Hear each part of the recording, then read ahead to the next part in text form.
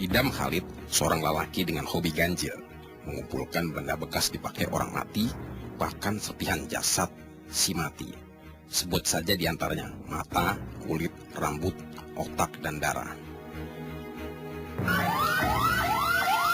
Idam beroleh bukan memburu dengan sengaja. Pekerjaannya sebagai kepala bidang operasional Dinas Pemadam Kebakaran Kota Surabaya kebetulan sejalan dengan hobinya. Kadang Idam ikut bertugas memadam kebakaran. Bukan potongan tubuh yang kebetulan orang jatuh dari pembetulan tower, terus di rumah sakit yang bersangkutan sudah meninggal, dan ini otak sama darah maupun rambut melekat di paving. Jadi daripada kebetulan saya lihat sendiri, daripada dibuang atau dikasih pasir terus dibuang, saya bilangin sama anggota, bersenono, kita kasih uang gitu. Paham betul jika koleksinya bisa bikin orang lain bergidik ngeri, Idam menyembunyikannya. Idam menyimpannya di ruang khusus. Bahkan puluhan tahun istri dan anak-anaknya tak tahu. Sampai akhirnya secara tak sengaja rahasianya terbongkar sekitar 7 bulan silam. Jadi ketika pembantu saya ke lantai 2, rumah saya yang di selatan itu, Siwalan, itu ke lantai 2, kemungkinan pembantu saya buka dan saya mungkin lupa nutup. Biasanya saya keluar masuk saya kunci. Jangankan saya kerja ke rumah depan aja, ke rumah ibu saya aja saya kunci. Jadi tidak ada yang tahu. Kemungkinan saya lupa, dibuka oleh pembantu saya, itu di situ kaget. Ya, ada maisan, ada peti mati, ada apa yang nempel di situ, peti mati, ada kinangan, ada jari. Kemungkinan punya rasa takut. Dia bilang, pembantu saya ke Nyonya di bawah. Baru Nyonya bilang, wah makanya rumah ini kok namanya tiap maghrib itu singup. Katanya orang Jawa itu mesti mendirikan bulu kudu yang di bawah itu ya. Berusaha untuk menutupi, tapi ternyata dia desak terus. Saya bilang memang di atas, saya punya kamar khusus, tak simpen itu pun yang saya bilang adalah keris. Gak mungkin keris katanya. Kemungkinan yang lain, ya sewe jarinya orang mati. Gak mungkin katanya. Jadi akhirnya argumen dengan Nyonya, daripada saya Nyonya yang mengeluh, mendingan saya ngalah. Iya tak ceritain, wis kalau gitu dibongkar semua aja, dipindahkan tempat itu. Kalau tidak dipindahkan tempat itu, mendingan saya yang keluar dari rumah ini. Respon ibu tentunya pasti menolak keras ya, menolak keras karena barang-barang itu kan memang harusnya tempatnya tidak di sini gitu. Jadi ya ibu sempat ketakutan gitu. Cuman diberi pengertian oleh bapak, dan bapak juga menempatkannya di tempat yang khusus, bukan sembarangan ditaruh. Adik pun begitu, sama seperti ibu. Yang barang-barang yang tak lazim ya, contoh kayak tali pocong, terus tali bekas orang gantung diri itu ada, terus habis itu batik bekas orang mati juga, terus ya seputar itu.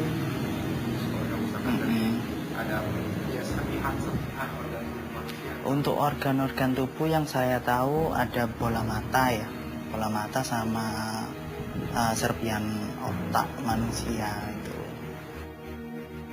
Kepada koleganya di kantor Dinas Pemadam Kebakaran Kota, Idam juga tak banyak ngomong soal hobi ganjilnya.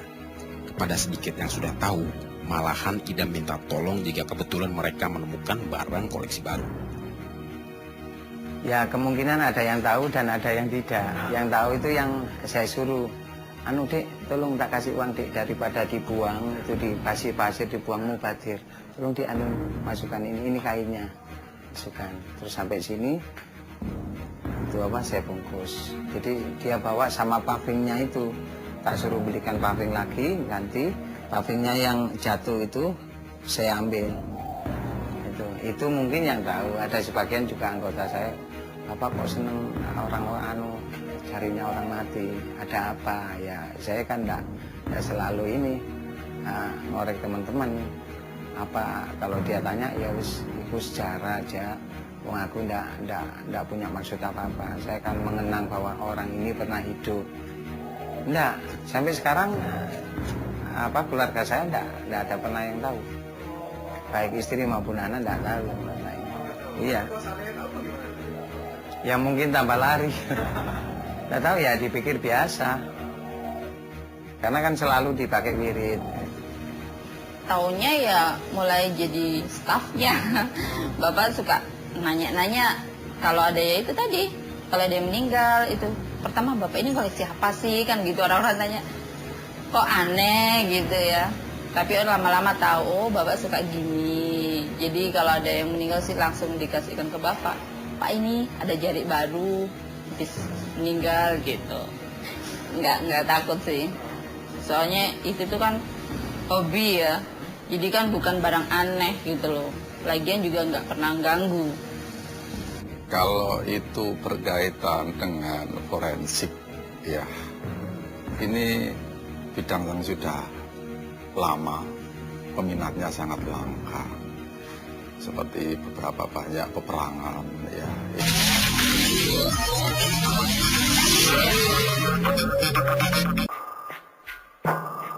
Setiap individu pada dasarnya memiliki dorongan untuk melakukan sesuatu yang disukai. Dorongan atau hobi bisa muncul tiba-tiba dan menabrak batas logika. Seorang Idam Khalid contohnya, ia mengumpulkan segala benda bekas dipakai orang mati, bahkan serpihan jasad si mati. Motifnya tak lebih dari merenggut kepuasan. Sedari umur belasan tahun, Idam Khalid punya kegemaran yang berbeda dibanding bocah sebayanya. Ya kepuasan, kepuas. Saya mulai kecil tidak pernah punya yang namanya hiburan ya. Satu contoh punya hiburan di kafe, ya maaf ya, punya hiburan mancing atau punya hiburan biliar ya lain-lain.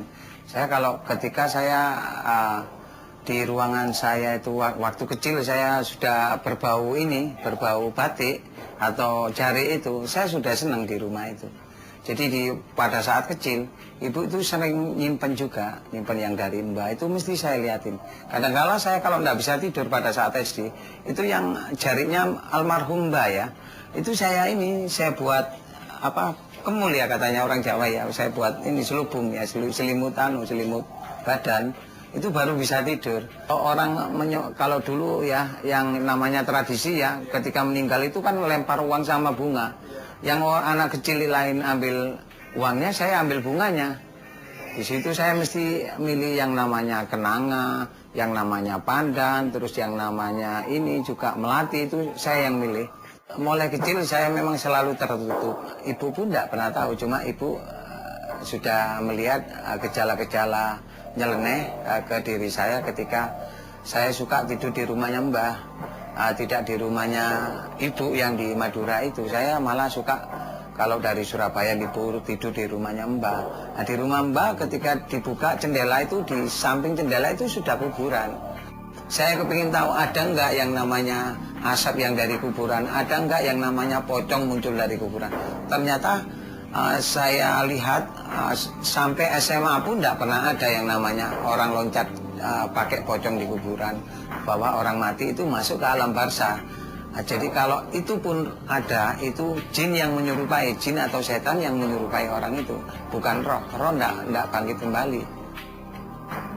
Tiap individu pasti memiliki hobi, bisa sama atau berbeda. Dalam kajian psikologi, selama tidak merugikan orang lain dan diri sendiri, hobi bisa menunjang kualitas hidup individu. Sekalipun hobi yang dilakoni itu ada di luar batas keumuman nilai di masyarakat. Kalau itu berkaitan dengan forensik, ya ini bidang yang sudah lama, peminatnya sangat langka. Seperti beberapa banyak peperangan, ya itu menemukan satu bagian tubuh bisa dilacak dan seterusnya, sehingga dia menemukan riwayat dari itu. Nah, persoalannya bagaimana hobi itu bisa sesuai, diterima dengan kelompoknya. Banyak peperangan, Perang Dunia Kedua pun sekarang masih dilacak. Perang Vietnam, ya, Perang Bosnia, itu tubuh tidak pernah utuh kadang. Tapi karena dia ada salurannya, dilindungi sama undang-undang, hobi itu tersalurkan. Setiap orang punya rasa aman, rasa nyaman ketika melakukan sesuatu. Lah, bagaimana kita melakukan sesuatu dengan nyaman? Seperti anak kecil pada umumnya, hujan pun dia nyaman karena memang berenang ya. Nah, banjir pun dia menikmati benar. Idam Khalid punya hobinya sendiri. Sesiapa boleh bergidik ngeri atau malahan tak peduli. Dan seorang Idam Khalid terus mengakrabi orang mati.